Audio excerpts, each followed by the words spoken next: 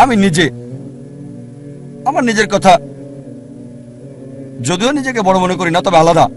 এ কারণে যারা আমার শৈশব দেখেছে তারা আমাকে জানে আমি তোতলা ছিলাম।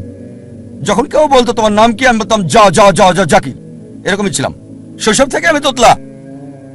শেখ আহমেদ দিদাতের দ্বারা অনুপ্রাণিত হয়ে মেডিকেল কলেজে পড়ার সময় পৃথিবীর সেরা ডাক্তার হওয়ার স্বপ্নটাই দেখতাম। কখনো চিন্তাও করিনি যে 25 জন লোকের সামনে কথা বলবো। এই অবস্থা ছিল ডক্টর জাকির নায়েকের। স্বপ্ন দেখতাম পৃথিবীর সেরা ডাক্তার, বড় সার্জন হওয়ার। কখনো স্বপ্নেই ভাবিনি। স্বপ্নের ক্ষেত্রে যে কোনো স্বপ্ন আপনারা দেখতে পারেন, তবে 25 জনের সামনে কথা বলার মতো স্বপ্ন আমি কখনো দেখিনি।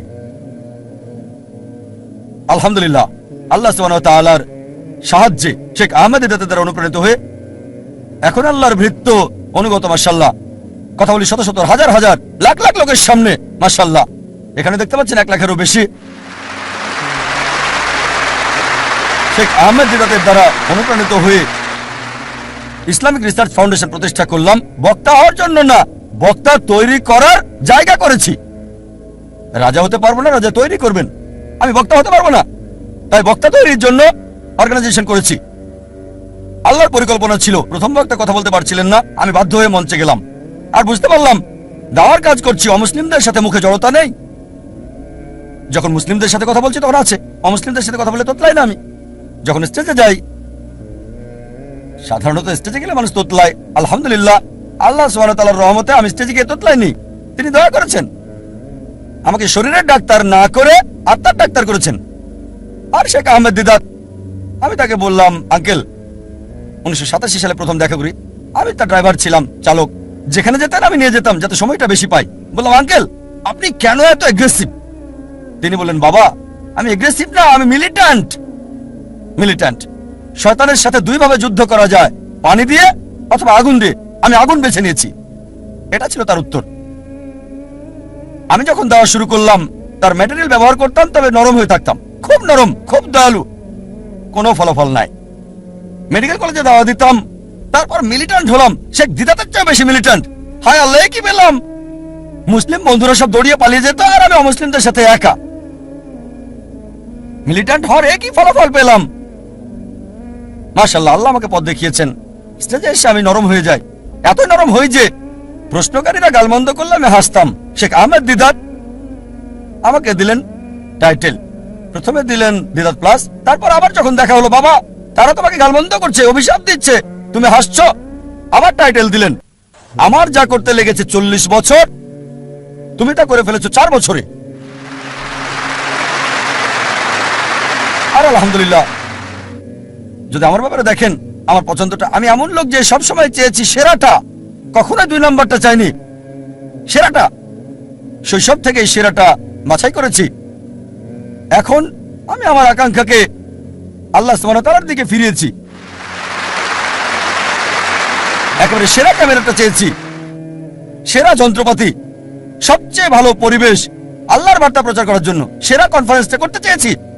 এই কারণে এই কনফারেন্স আমরা এখানে করছি। ধরেন গ্র্যামি অ্যাওয়ার্ডস এবং অস্কার অ্যাওয়ার্ডস, এদের উদ্দেশ্যটা হারাম, তবে তাদের প্রযুক্তি প্রশংসা করার মতো।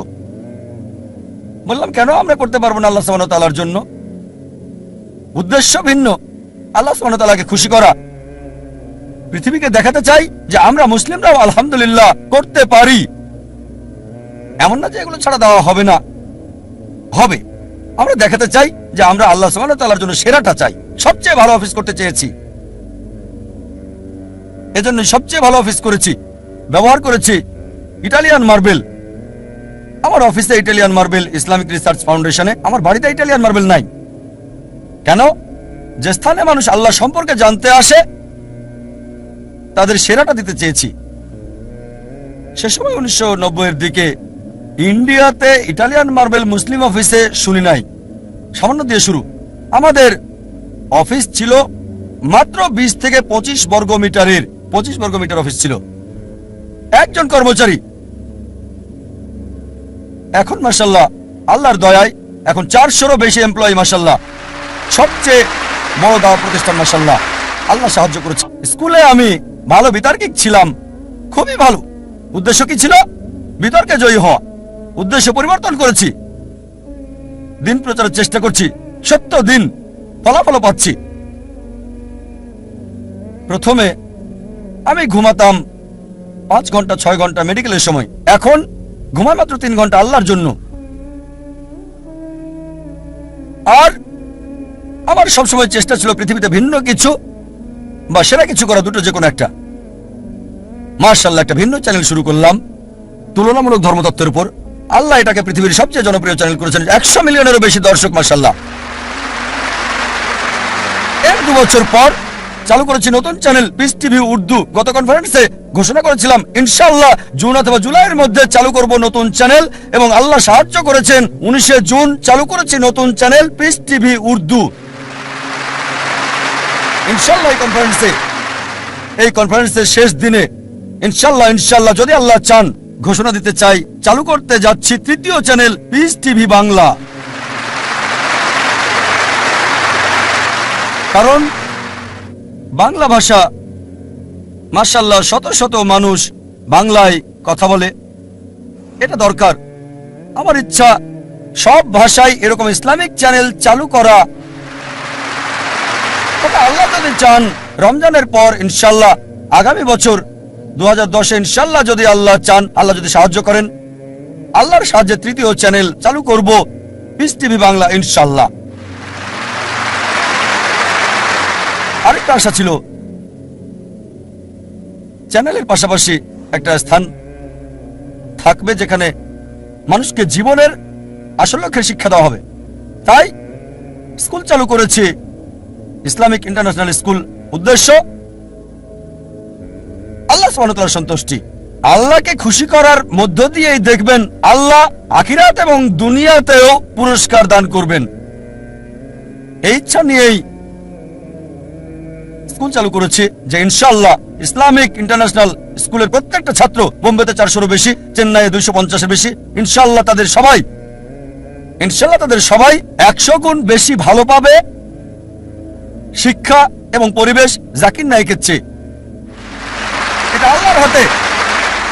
তিনি জাকির নায়েক বানাবেন কি তারও বেশি। তবে আমাদের উদ্দেশ্য তাদের ভিত্তি করে দেওয়া, ফাউন্ডেশন দেয়া, যেখানে 100 গুণ ভালো সেবা পাবে, ট্রেনিং পাবে, ভিডিও পাবে, পরিবেশ জাকির নায়েকের চেয়ে।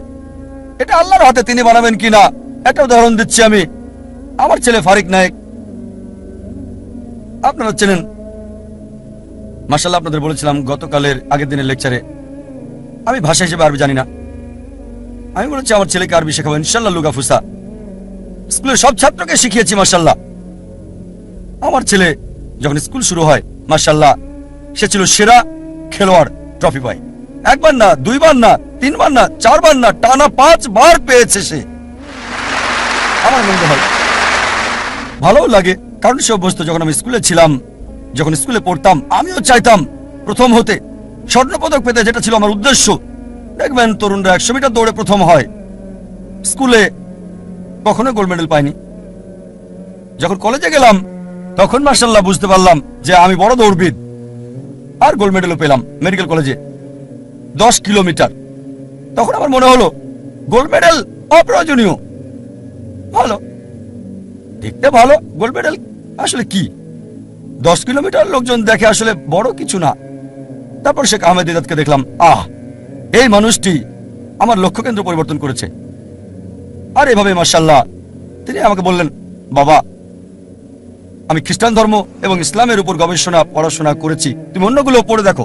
খ্রিস্টান ধর্মের সবকিছু প্লেটে সাজানো খাবার মতো, শেখ দিদাত এগুলোকে পাত্রে সাজানো খাবার মতো করে রেখেছে, কেকের মতো। আহমেদ দিদাতের বই পড়লে পোপদের সাথে বিতর্ক করতে পারবেন।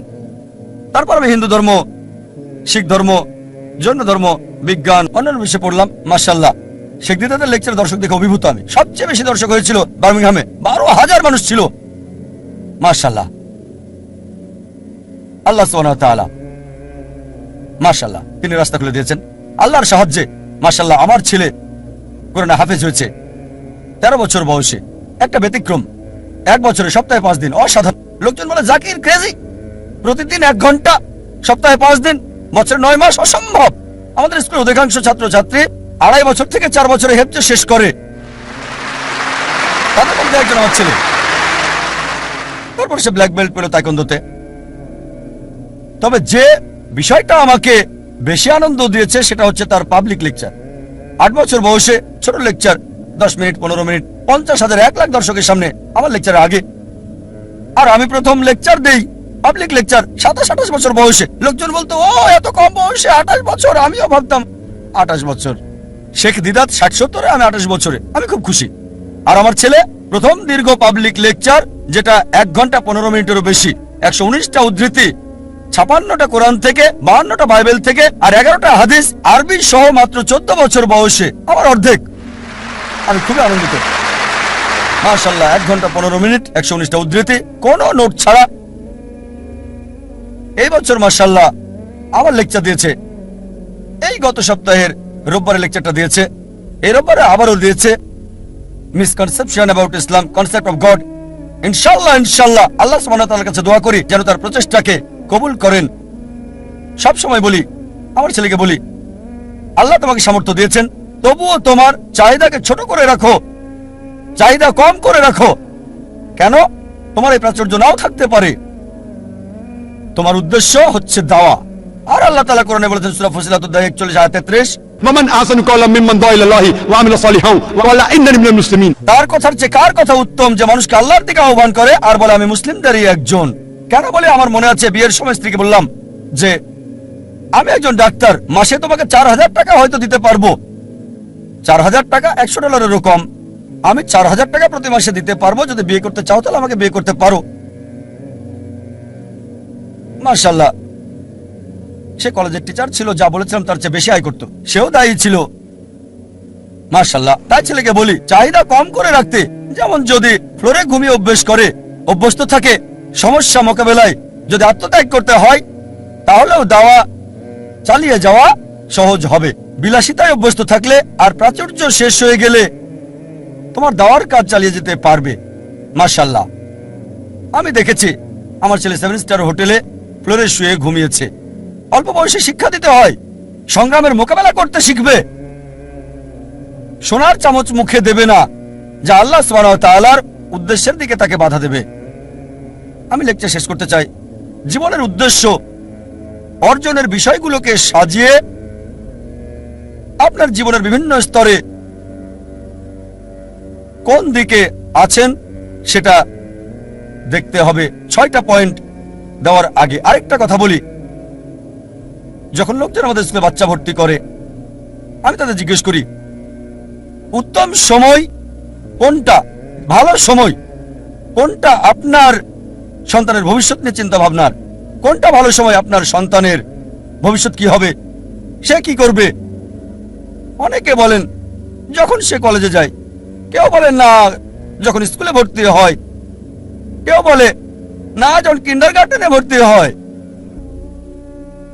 কেউই এর আগের সময়টার কথা বলে না। ইসলামিক ব্যবস্থায় সবচেয়ে উত্তম হচ্ছে সন্তানের ভবিষ্যৎ নিয়ে ভাবতে হবে যখন জীবন সঙ্গী বাছাই করবেন। যখন জীবন সঙ্গী বাছাই করবেন সেই সময় ভাবতে হবে সন্তানকে কি বানাতে চান।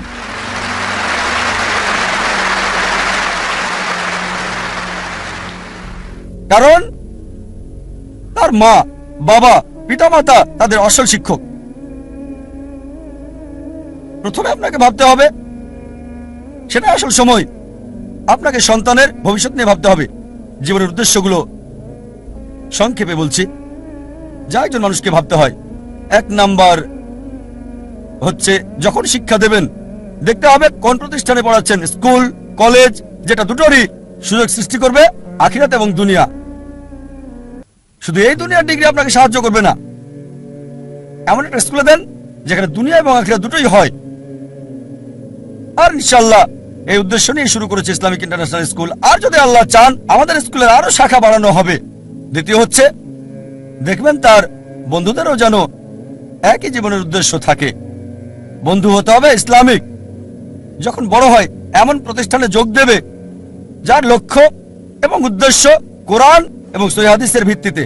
ইসলামিক প্রতিষ্ঠানে যোগ দিন, তবে যুক্ত হওয়ার আগে দেখবেন সেই প্রতিষ্ঠান আল্লাহ সুবহানাহু ওয়া তাআলার কোরআনের নির্দেশ এবং নবী মুহাম্মদ সাল্লাল্লাহু আলাইহি সাল্লামের কথা মেনে চলছে কিনা।